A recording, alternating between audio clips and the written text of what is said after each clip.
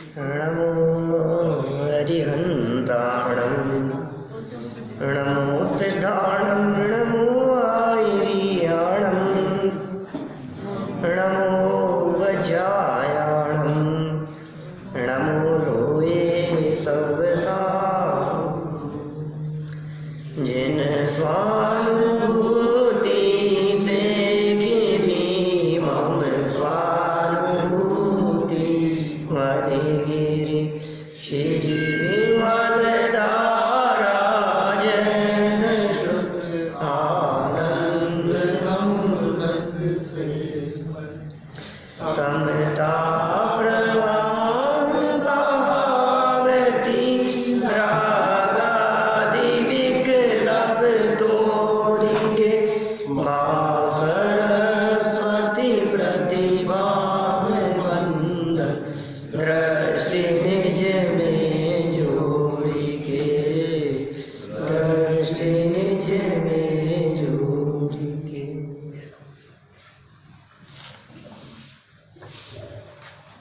रहस्य पूर्ण चिट्ठी के संदर्भ में यहाँ अपनी चर्चा चल रही है। 346 पेज की चर्चा कल तक हम यहाँ पूर्ण कर चुके थे। स्वाद तो चाहे चौथे स्थान वाला हो, चाहे आरंभ सिद्ध भगवान हो, दोनों के स्वाद में कोई अंतर नहीं है। प्रत्यक्ष और परोक्षपना तो है, लेकिन ये प्रत्यक्ष और परोक्षपना तो ज्ञान में लगता है, स्वाद में नहीं लगता। प्रत्यक्षपना और परोक्षपना तो ज्ञान में लगेगा ना। मति ज्ञान और श्रुति ज्ञान है, इस अपेक्षा से ये कहा जाता है कि परोक्ष है। लेकिन जब वेदन की बात की जाती है तो वेदन तो प्रत्यक्ष ही होता है, वेदन में परोक्षपना नहीं होता। जब अनुभव करने की बात होती है तो अनुभव में परायापन नहीं होता। जब अनुभव की बात होती है तो अनुभव सर्टिफिकेट की अपेक्षा नहीं रखता। जब तकलीफ के वेदन की बात होती है तो वो टेस्ट रिपोर्ट की अपेक्षा नहीं रखता कि रिपोर्ट में खराबी आए।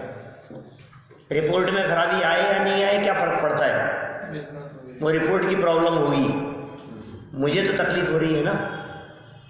ऐसे ही जो बात हमने तकलीफ के संदर्भ में कही है उस बात को आनंद के संबंध में लगाओ। मुझे तो आनंद आ रहा है ना। अब वो जो आनंद है वो अज्ञानी जीव को दिखाई देने वाला आनंद वो भ्रम रूप है, क्षणिक है, नाशवान है, धोखा है, वो इंद्रिय जन्य है, वो विषय जन्य है।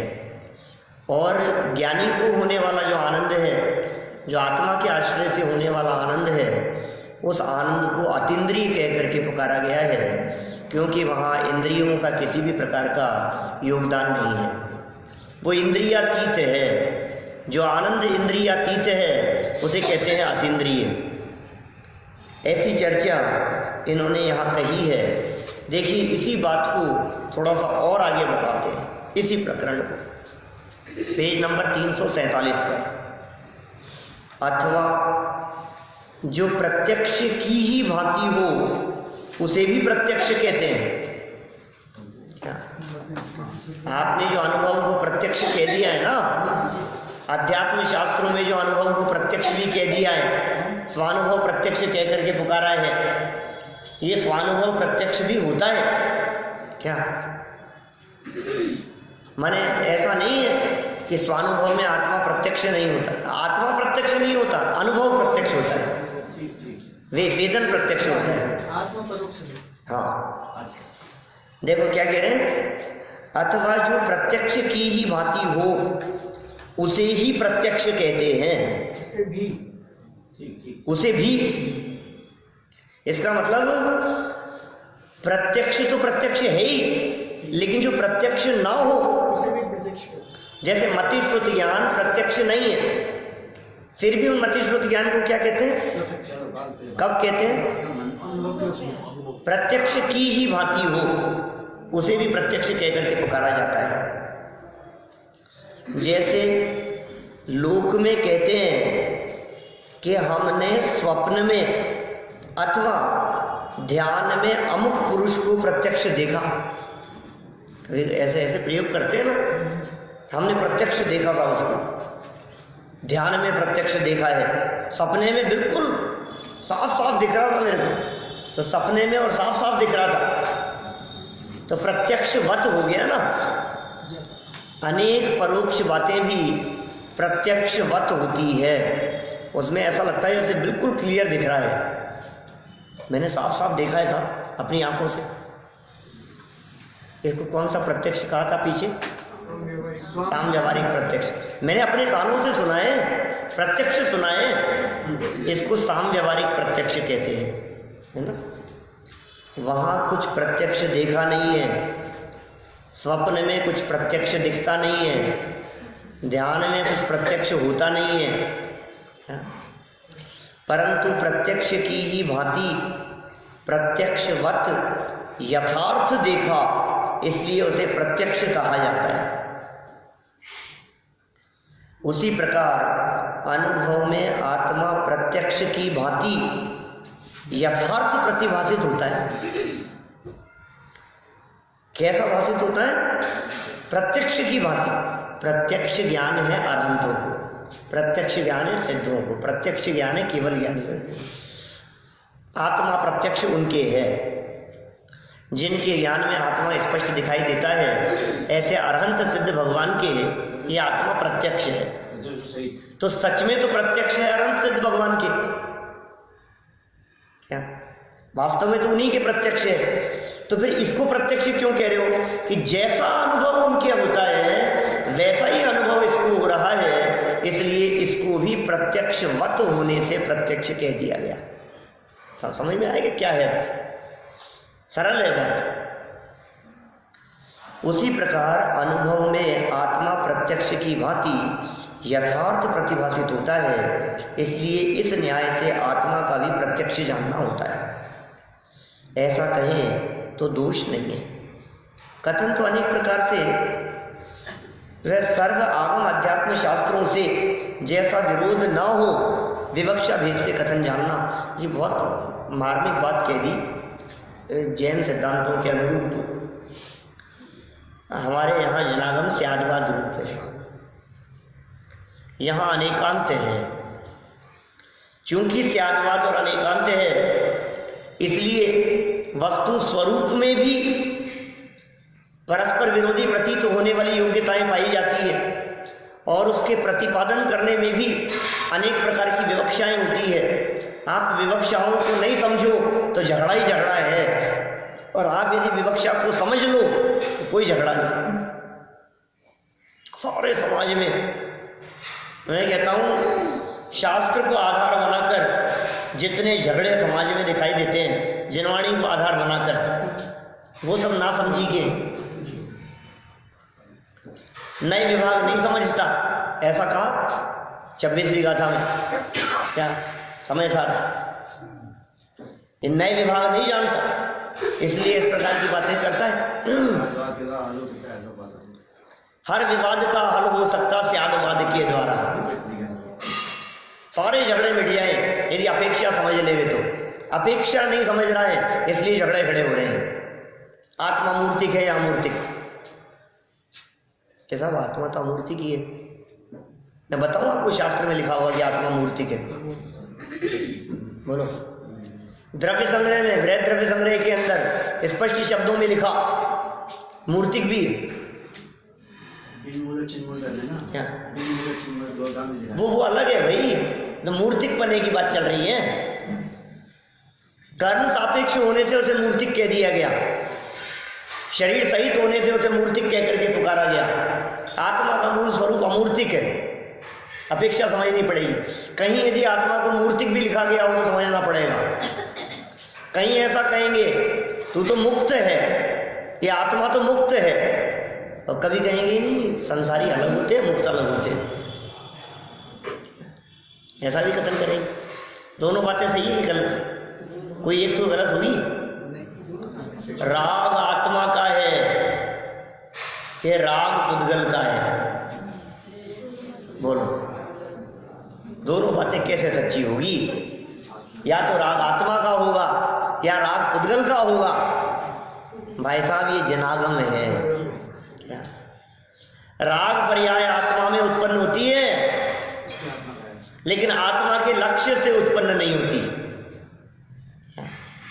राग उत्पन्न तो आत्मा में हुआ है, लेकिन पुद्गल के लक्ष्य से उत्पन्न होता है। तो जो जिसके लक्ष्य से उत्पन्न हो वो उसका, क्या जिसकी दृष्टि जिसके साथ में जुड़ी हो वो उसका, जिसका अपनापन जिसके साथ जुड़ा हो वो उसका। और उत्पन्न कहाँ हुआ? कि उत्पन्न पुत्री किसकी? पिता की कि पति की? है कन्या किसकी है? बतलाओ। पुत्री मत कहो, कन्या कहो, लड़की कहो, किसकी है? पिता की है। माँ की भी है, किसी की भी नहीं है, खुद की है। नहीं नहीं, उसका स्वामी कौन है?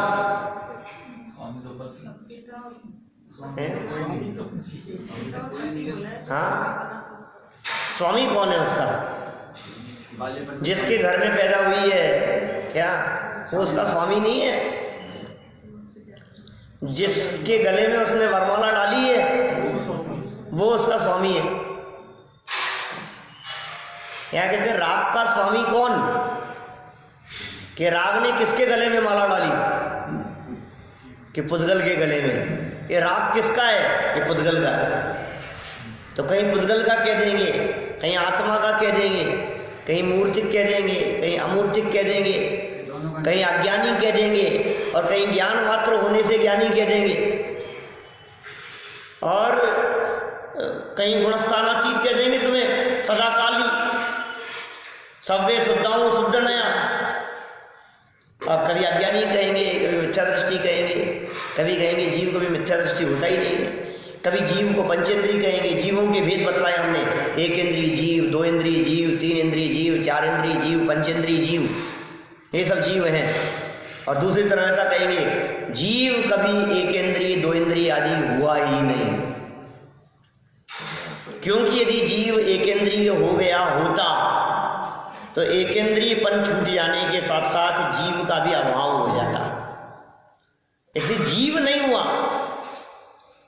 क्या शरीर की एक ही इंद्रिय रूप अवस्था देखकर उस जीव को भी एक इंद्रिय कह दिया गया। जीव में क्या एक इंद्रिय? इंद्रिय जीव के है कि इंद्रिय शरीर के है? कि साहब ये तो तीन इंद्रिय जीव है, ये तीन इंद्रिय जीव है। जीव तीन इंद्रिय होता है, जीव के इंद्रियां होती है, आत्मा की इंद्रियां हैं, तो तीन इंद्रिय क्यों कह रहे हो?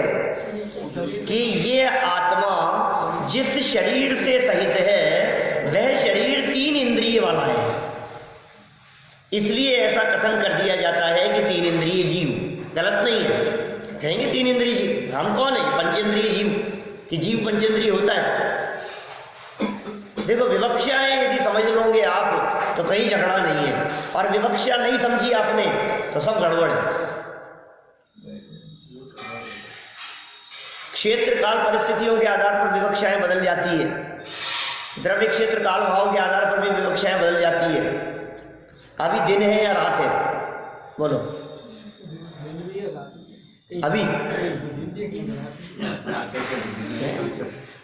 अभी की बात कर रहा हूं मैं कि हाँ हाँ अभी की बात बतला रहे हैं। अभी दिन भी है और अभी रात भी है। पहले ये बताओ अभी, लेकिन कहाँ? जब आप पूछोगे कहाँ क्या, तो हम कहेंगे यहाँ दिन ही है, क्या यहाँ रात नहीं है। लेकिन किसी दूसरे क्षेत्र में, अमेरिका में अभी रात है। ये क्या बात कर रहे हो साहब? अभी दिन भी और अभी रात भी। यहाँ जगह बदल गई ना, क्षेत्र बदल गया, अपेक्षा बदल जाएगी तो बात सही हो जाएगी। आप बड़े हैं कि छोटे हैं? बोलो। अपेक्षा बदल जाएगी तो बड़े भी कह देंगे, छोटा भी कह देंगे। इनकी अपेक्षा से बड़े और उनकी अपेक्षा से छोटे। बोलो क्या दिक्कत है? माने देखो कितना सुंदर बात यहाँ कह रहे हैं। भाई साहब, आगम और अध्यात्म, आगम की शैली अलग प्रकार की है, अध्यात्म की शैली अलग प्रकार की है।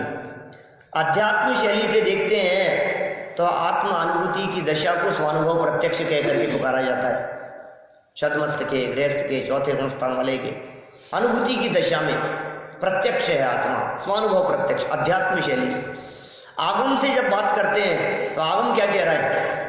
तेरे ज्ञान तो मति ज्ञान और श्रुति ज्ञान है, तो छद्मस्त है।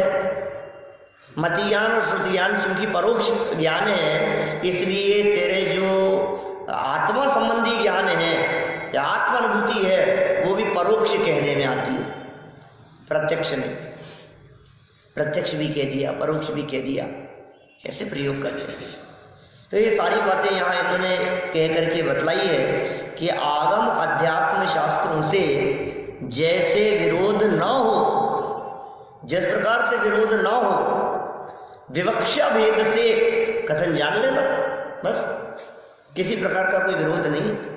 यहाँ प्रश्न किया, ओहो ऐसा अनुभव कौन गुणस्थान में होता है? रुद्रमन जी ने उठाया प्रश्न, 350 साल पहले ये प्रश्न उठाया, यह अनुभव कौन से गुणस्थान में होता है? आज भी चलती है ये चर्चा समाज में, विद्वानों में है, अलग अलग पंथों में, ये कौन से गुणस्थान में होता है आत्मा का अनुभव, होता है कि नहीं होता है? ये प्रश्न 350 साल पहले भी लोगों को जिज्ञासा थी कि कौन से गुणस्थान में होता होगा। अजय साहब ये तो ऊपर के गुणस्थानों में होता होगा।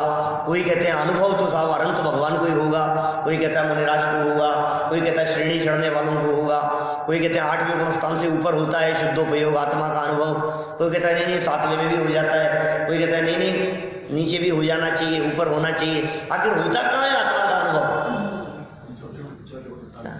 जवाब देखो क्या कह रहे हैं। उसका समाधान चौथे ही से होता है आत्मा का अनुभव, चौथे ही से हो जाता है आत्मा का अनुभव, चौथे ही से आत्मा का अनुभव होता है। इसलिए कोई व्यक्ति बाहर में ऊंची पदवी धारण किए हुए भी कहे कि आत्मा का अनुभव तो ऊपर होगा, तो इसका मतलब यह है कि अभी चौथा भी नहीं हुआ है, यह अर्थ निकलता है उसका। ये क्या कह रहे हैं? चौथे ही से होता है, परंतु चौथे में तो बहुत काल के अंतराल से होता है और ऊपर के गुणस्थानों में शीघ्र शीघ्र होता है। क्या चौथा गुणस्थान मतलब जानते हैं आप? चौथा गुणस्थान क्या है? चौथा गुणस्थान मतलब है गृहस्थ दशा। चौथा गुणस्थान है अविरत सम्यक दृष्टि। चौथे गुणस्थान का नाम क्या है? अविरत सम्यक्त्व। पहले गुणस्थान का नाम मिथ्यात्व, फिर सासादन, फिर मिश्र, फिर अविरत सम्यक्त्व। चौथा गुणस्थान अविरत सम्यक्त्व माने गृहस्थ, अविरत सम्यक्त्व माने अणुव्रती नहीं है, महाव्रती नहीं है, मुनि नहीं है, घर में रहता है, परिवार के साथ में रहता है, बिजनेस करता है, जॉब करता है, परिवार है, पत्नी है, बच्चे हैं, सब कुछ। चौथा गुणस्थान, उसका नाम चौथा गुणस्थान गृहस्थ दशा। तो ये कह रहे अनुभव होता है उसमें। कैसे अनुभव की बात कर रहे हैं? आत्मा अनुभव की बात कर रहे हैं, शुद्धोपयोग की बात कर रहे हैं। भाई साहब कोई शंका नहीं है इसमें। आप सोचिए चौथे गुणस्थान में तीर्थंकर प्रकृति बंध जाती है तो बिना शुद्धोपयोग के बंध जाती होगी। तीर्थंकर प्रकृति बांध रहा है कोई व्यक्ति बिना शुद्धोपयोग के, आप कह रहे हो शुद्धोपयोग नहीं है। चौथे गुणस्थान में क्षायिक सम्यक दृष्टि और आप कह रहे हो क्षायिक सम्यक अनुभूति के बिना हो गया। ये कैसे होगा? अनेक स्थानों पर प्रयोग किए, आप समय सार पढ़ रहे हैं अभी 320वीं गाथा देखना जयसेनाचार्य की। 320 गाथा का प्रकरण, जयसेनाचार्य का प्रकरण। उन्होंने कहा आगम भाषा में, आगम की शैली में जिस सम्यक्त्व को औपशमिक सम्यक्त्व, क्षायोपशमिक सम्यक्त्व और क्षायिक सम्यक्त्व कहकर के पुकारा जाता है, मूल शब्द बता रहा हूं, मूल संस्कृत में कहीं से भी प्रकाशित हो, कहीं से भी छपाओ, किसी के यहां भी हो, किसी भी संस्था से, किसी भी संघ से छपा हो, आप सब में देखना। आगम भाषा में जिसे औपशमिक सम्यक्त्व क्षयोपशमिक सम्यक्त्व और क्षायिक सम्यक्त्व कह करके पुकारा जाता है। अध्यात्म भाषा में उसे ही शुद्धात्माभिमुख परिणाम, शुद्धोपयोग आदि नामों से पुकारा जाता है। माने जिसको औपशमिक सम्यक्त्व कहते हैं उसी को शुद्धोपयोग भी कहा जाता है अध्यात्म में।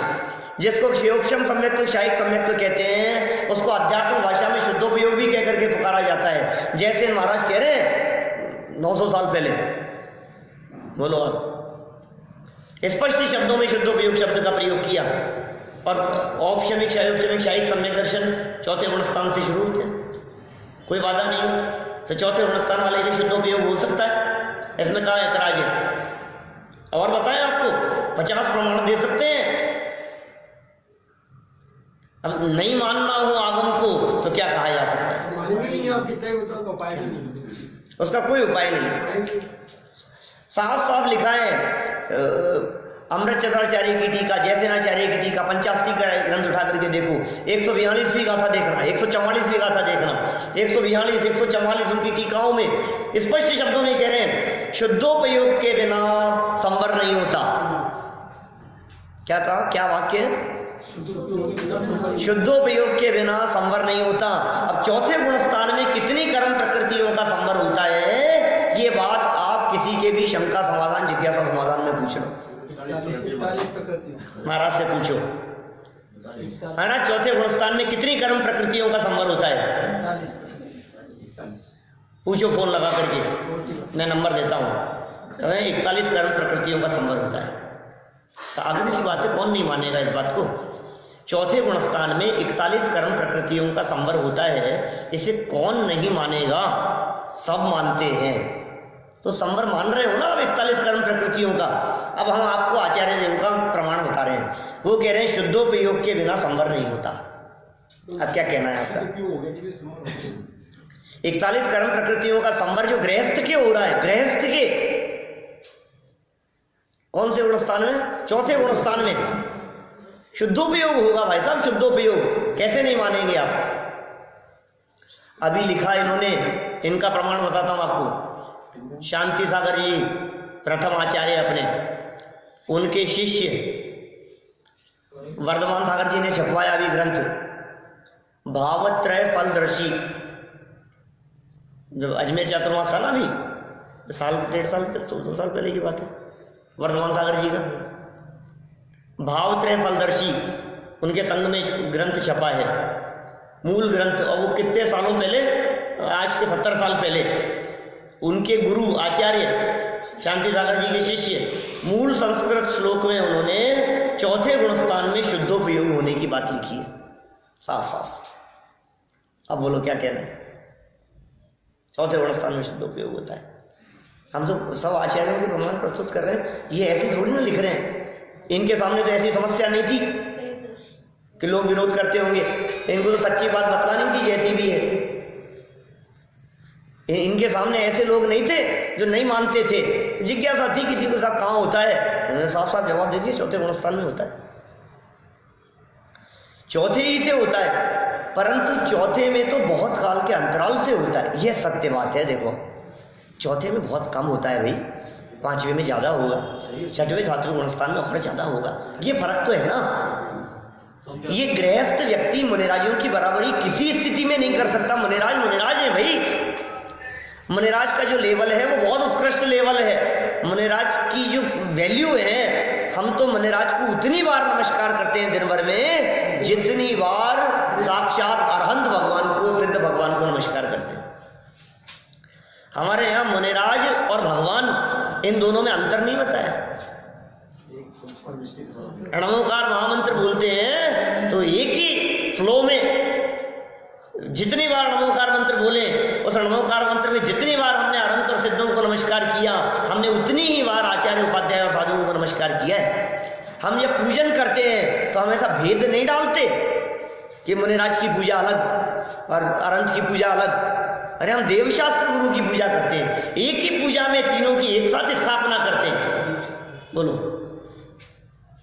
एक ही अर्घ में हम देवशास्त्र गुरु तीनों को एक साथ अर्घ चढ़ाते हैं। इसका मतलब हमारी दृष्टि में गुरु कौन है? वे गुरु हैं जो अनंत और सिद्धों से किसी रूप में कम नहीं।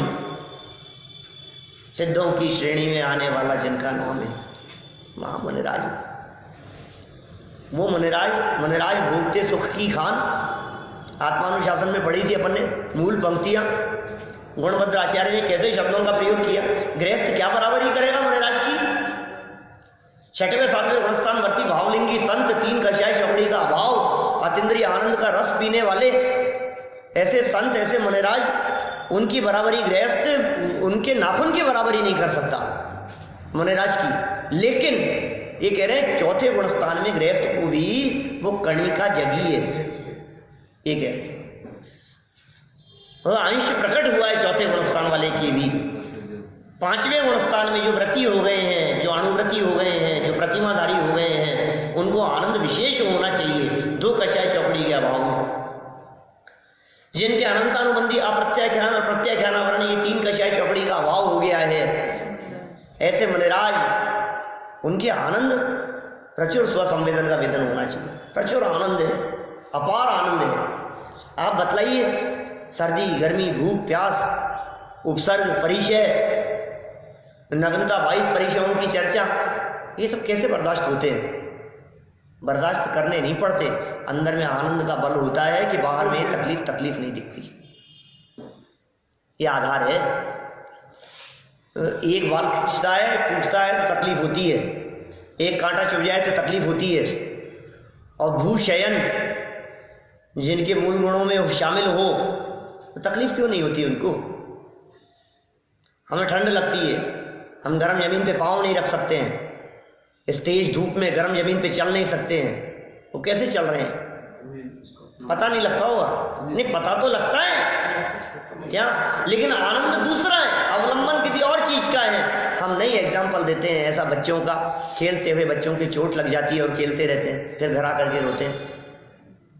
ये कब लग गई, इस पता ही नहीं लगा। पता ही नहीं लगा। क्यों नहीं पता लगा? खेलने में इतना मस्त था। जिसका उपयोग, जिसका ध्यान खेलने में इतना मस्त हो, उसे बाहरी तकलीफ नहीं लगती है। खेल के मस्त होने पर भी तो जैसे आत्मा का आनंद आ रहा हो, उसे बाहर के संकट, उपसर्ग, परिचय, कुछ संकट करने वाले दिखेंगे नहीं दिखते हैं भाई। ये आत्मा के आनंद की कुछ अपूर्व चर्चा चल रही है। अंतराल बहुत है लेकिन 4थे गुणस्थान में देर से भी हो, कदाचित जल्दी भी हो जाए। उत्कृष्ट अंतराल अनंतानुबंधी के वासना काल की अपेक्षा से 6 महीने का बताया गया है 4थे गुणस्थान वाले का। 5वें गुणस्थान वाले का 15 दिन कहा है। और मुनिराज का अंतर्मुहूर्त, बस अंतर्मुहूर्त में मुनिराज को शुद्धोपयोग होवे, अंतर्मुहूर्त में मुनिराज का आत्मानुभूति होवे, ऐसा विधान है। क्षण क्षण में अंतर्मुखों सिद्धों से बातें करते हैं, ऐसे महामुनिराज हैं। देखो आप क्या कहा, 4थे ही गुणस्थान से होता है। क्या होता है? आत्मा का अनुभव, शुद्धोपयोग। लेकिन अभी चर्चा करोगे ना आप बाहर जाकर, तो साफ मना कर देंगी। ये बात कहाँ सुनी आए आप? किसने कह दी है? ऐसा कुछ नहीं है। तो ऐसे झूठ बात कहने वाले भी होंगे। सब तरह के लोग हैं दुनिया में। इसलिए भाई ये तो हम तो कहते हैं, अभी बीच में एक चर्चा चल पड़ी थी, इस तरह की विवाद का विषय बन गया था। हमने कहा कुछ दम नहीं है, अनुभव करो और जान लो। 2 व्यक्तियों में झगड़ा हो गया, अग्नि जल रही थी। एक ने कहा गर्म है, दूसरे ने कहा नहीं ठंडी है। अब झगड़ रहे क्या, वाद विवाद हो रहा है। वो कह रहा है ठंडी है, वो कह रहा है नहीं गर्म है। वो कह रहा है मैं कह रहा हूँ ना, वो कह रहा है नहीं मैं कह रहा हूँ ना, मेरी माननी पड़ेगी कि मैं लिखा हुआ दिखा देता हूँ किताब में। तो दूसरा कहता है कि मैं भी लिखा हुआ दिखा देता हूँ, क्या मेरे पास भी प्रमाण है और मैं तुम्हारे लिखे हुए को नहीं मानता। वो आपस में झगड़ा चल रहा है और लड़ चल रहे हैं दोनों में। क्या करें बोलो, क्या उपाय है? क्या उपाय है भाई साहब? हाथ लगाओ ना, छू करके देखो ना कि 4थे में होता है कि नहीं। अनुभव करके देखो ना। जिसे अनुभव नहीं हुआ है वो तो यही कहेगा नहीं हुआ, नहीं होता। और जिसे हुआ है उसके तो अंदर से बात निकलती है, मैं कैसे मानूं नहीं होता, मुझे हुआ है ना अनुभव, मैंने वेदन किया है ना, मैंने स्वाद लिया है ना, मैं कैसे मानूं नहीं होता। ये कैसे कहा जाए? ये वितरागी संतों की बात है, तीर्थंकरों की बात है, परंपरा से आचार्यों की चली आई हुई बात है। इस बात को कैसे स्वीकार नहीं करें? हम आगम का कैसे विरोध कर सकते हैं? हाँ, मुझे नहीं हुआ ये अलग बात है, लेकिन होता नहीं है ये कैसे कह सकते हो? आप ये कैसे कह सकते हो? अमेरिका की खोज नहीं हुई थी, उससे पहले अमेरिका था या नहीं? तो शास्त्रों में लिखा है विदेश क्षेत्र विद्यमान 20 तीर्थंकर हैं कि नहीं है? नहीं साहब हमने नहीं देखे इसलिए हम नहीं मानते। तुमने तो क्या क्या नहीं देखा, देखा क्या? तुम्हारे देखने से थोड़ी नहीं चलेगी बात। बात तो आगम की चल रही है। हम नहीं मानते कि मत मानो, कोई बात नहीं, हो जाए तब मान लेना। क्या जो जनवाणी की चर्चा पढ़ते सुनते हैं उनके भव्य पने में और उनकी पात्रता में तो हमें कोई शंका नहीं है, लेकिन किसी को यदि ये बात नहीं जच रही है तो हो सकता है अभी थोड़ा काल लंबा हो, इतना ही। थोड़े थोड़े अंतराल के बाद, अंतराल से होता है। और ऊपर के गुणस्थानों में, ऊपर का गुणस्थान, ये चौथे गुणस्थान की बात कही है। ऊपर गुणस्थान मुनिराजों का, श्रेणी चढ़ने की परिस्थिति तो इस पंचम काल में होती नहीं। छठवें सातवें गुणस्थान तक की परिस्थिति यहाँ है, धर्म ध्यान तक यहाँ होता है, शुक्ल ध्यान यहाँ कहा नहीं है। आगे आई भी चर्चा करेंगे अपन। तो क्या कहा? शीघ्र शीघ्र होता है ऊपर के गुणस्थानों में, जल्दी जल्दी होता है। फिर यहाँ प्रश्न, दोबारा प्रश्न खड़ा कर दिया। अनुभव तो निर्विकल्प है, वहां ऊपर के और नीचे के गुणस्थानों में भेद क्या है? अनुभव तो अनुभव है, नीचे का और ऊपर का गुणस्थान ये ऐसे ऐसे ऐसे भेद क्यों कर रहे हो आप नीचे और ऊपर के गुणस्थान में? निर्विकल्प है, जिसको होगा उसको निर्विकल्प होगा। चौथे वाले को भी निर्विकल्प है, पांचवें वाले को भी निर्विकल्प है, छठे सातवें वाले को भी निर्विकल्प है। अब ये कह रहे हैं भाई देख बात तो सच्ची है कि अनुभव तो निर्विकल्प होता है, लेकिन निर्विकल्प दशा में जो परिणाम अपने आत्म स्वरूप में मग्न हुए थे वो चौथे गुणस्थान में कम समय के लिए मग्न हुए थे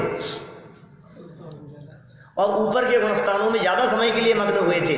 जैसे देखो, मैं वही पलक झपकने वाली जो बात कहता हूं, बस बिल्कुल स्पष्ट समझ में आती है। मैं आपसे पूछता हूं, आधे घंटे से आप लोग यहाँ बैठे हैं, आधे घंटे में आपकी आंखों की पलकें झपकी या नहीं? आपकी आंखों के सामने कुछ आया या नहीं? अल्प समय के लिए आया तो था। कई बार आपको आधे घंटे में पता लगा था कि आंख के सामने कुछ आ गया? आधे घंटे में तो नहीं पता लग रहा था, कहने के बाद पता लगा कि हाँ पलक झपकी है। पहले नहीं पता लग रहा था, अब पता लग गया आपको। अच्छा, अब मैं आपसे कहता हूं कि ये जो अल्प समय के लिए आकर के गई तो पता भी नहीं लगा, और कुछ ज्यादा समय के लिए ऐसे हो जाए तो पता लगता है क्या? हर क्षण मात्र के लिए, अल्प समय के लिए वो बंद होकर के खुली तो हम क्या कहेंगे? पता ही नहीं लगा हमारे को, आधे घंटे में मालूम ही नहीं चला। और थोड़े एक आध सेकंड के लिए, 1-2 सेकंड के लिए यदि वो हो जाती, 5 सेकंड के लिए बंद पलक सामने आती तो आप कहते कि हाँ बंद की थी बीच में, ऐसा कहेंगे ना? ऐसे ही हम कह रहे हैं नीचे के गुणस्थान में बहुत अल्प समय के लिए होता है, तो ऐसा क्या हुआ? कुछ नहीं हुआ, तो वो नहीं हुए बराबर जैसा दिखता है। और ऊपर के गुणस्थान में क्या? उसका काल ज्यादा है, अंतराल कम है और काल ज्यादा है। यहाँ अंतराल ज्यादा है और काल भी कम है। क्या कहा? 2 तरह की बातें कह दी हमने। चौथे गुणस्थान में देर देर से होता है क्या? और कम समय के लिए होता है, कम टाइम के लिए होता है। अंतराल भी ज्यादा है और शुद्धोपयोग का काल भी कम है। और ऊपर के गुणस्थानों में अंतराल भी कम है और स्थिरता का काल भी ज्यादा है, ठहराव ज्यादा है। लेकिन स्वाद, बोले स्वाद दोनों का एक जैसा है। समझ में आ रही है बात? जैसे मानो दानों का लड्डू बनाया है, बूंदी चाशनी में निकाली, मीठी है। अब कोई व्यक्ति उसका एक एक दाना 4-4 घंटे के अंतराल से खा रहा है। एक एक दाना 4-4 घंटे के अंतराल से खा रहा है। दूसरा व्यक्ति 2-2 घंटे के अंतराल से एक एक चम्मच खा रहा है। और तीसरा व्यक्ति 15-15 मिनट के अंतराल से एक एक लड्डू खा रहा है। क्या अब हम आपसे पूछते हैं कि इनमें फर्क है या नहीं है, तो कैसे नहीं है साहब, बहुत फर्क है। कि काय का फर्क है बतलाओ? क्वांटिटी का फर्क है और अंतराल का फर्क है। क्या लेकिन एक दाना खाए और एक लड्डू खाए, स्वाद दोनों का एक जैसा है या नहीं है? स्वाद में फर्क है या नहीं है? स्वाद में कोई फर्क नहीं है। एक दाना खाओ या पूरा लड्डू खाओ, स्वाद में कोई फर्क नहीं है। यही तो बता रहे हैं, चौथे गुणस्थान वाला अनुभव करे और सिद्ध भगवान अनुभव करे, चौथे गुणस्थान में गृहस्थ को अनुभव हो और मुनिराज को अनुभव हो, स्वाद में फर्क नहीं है। मुनिराज भोगते सुख की खान और गृहस्थ भोगता अंश, सुख का अंश। यदि चौथा गुणस्थान है तो मिथ्या दृष्टि है। तो देखो भाई, हम आपसे कहते हैं चलो छोड़ो, और एक और दूसरा छेड़ाला का प्रमाण देता हूं। छेड़ाला तो सबकी पढ़ी है, छेड़ाला तो सब जानते हैं। छेड़ाला की पहली ढाल में देवगति के दुख बतलाते हुए क्या कहा, बोलो? जो विमानवासी हूं थाय सम्यक दर्शन बिन दुख पाए, ये लिखा, सम्यक दर्शन बिन दुख पाए। इसका मतलब जो दुख होता है वो सम्यक दर्शन के बिना होता है। इसका मतलब जो सम्यक दर्शन जिनको होता है उनको वो दुख नहीं होता, यही अर्थ है ना। सम्यक दर्शन बिन दुख पाए, तो सम्यक दर्शन युक्त सुख पाए, यही अर्थ होगा कि नहीं? साफ साफ लिखा है ना, सम्यक दर्शन के बिना दुख और सम्यक दर्शन के साथ में सुख। और सम्यक दर्शन कौन से गुणस्थान में? बोले सम्यक दर्शन तो चौथे गुणस्थान का नाम है, अभी तक सम्यक्त्व। तो इसका मतलब सम्यक दर्शन हो गया जिसको, अब वो भी दुख पाएगा। जो विमानवासी हूं था सम्यक दर्शन युक्त दुख थोड़ी ना पाएगा। फिर देखो, जो नरक में होवे क्या और सम्यक दर्शन साथ में होवे, तो दौलत राम जी ने भजन में लिखा, बाहर नारक कृत दुख भुगते अंतर सुख रस घटा घटी। 200 साल पुराना भजन है। बाहर नारक के कृत दुख भुगते अंतर सुख रस घटा घटी। 200 साल पहले लिख दिया। बाहर में नरक के दुख भोग रहा है, अंदर में सुख भोग रहा है। क्यों भाई साहब? चौथा गुणस्थान, सम्यक दर्शन होगा तो सुख। विमानवासी है, ग्रैवकों के देव है, मिथ्यात्व है, दुखी है।